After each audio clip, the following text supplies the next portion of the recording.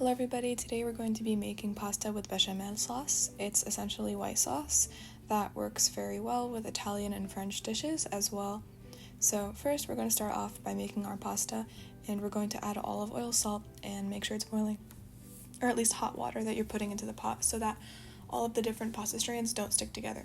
So you're going to boil your pasta, then you're going to move on to the meat and add olive oil and 2 small onions chopped up to another pot. Finally, you're going to add a couple of spices. You're going to add salt, pepper, garlic powder, onion powder, 7 spices seasoning, cinnamon, teaspoon of that, and also a teaspoon of ginger. Give that a mix. And add your meat, ground beef, until it fully cooks and turns this brown. At that stage, you're going to add tomato paste to that mix until it turns this, copper color.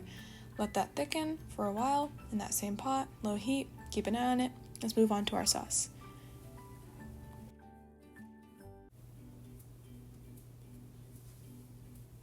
So yeah, this step is very important so that the sauce doesn't have any lumps in it once you add all of your milk, so keep mixing that until it is as consistent as possible.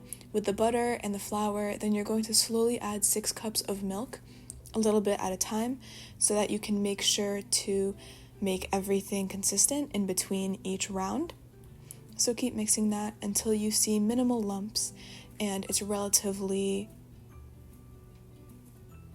consistent and creamy.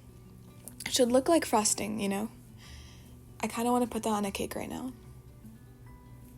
Maybe not now, but before the last milk from the last step. Yeah, this is too runny for a cake.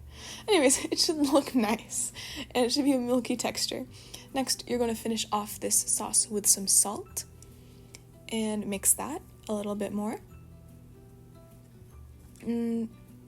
Now we're going to start assembling. Butter a Pyrex or any pan or whatever you want to serve your dish in, and add your pasta, and then you're going to add the meat and the red sauce, and then you're going to put the white sauce that you had just made right on top,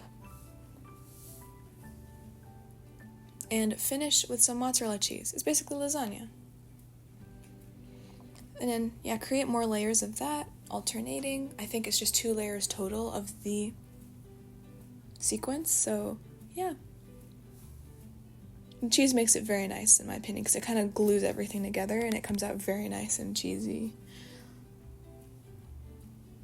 Yeah, finish off with some extra cheese on top so that when you put it in the oven, it gets nice and crispy.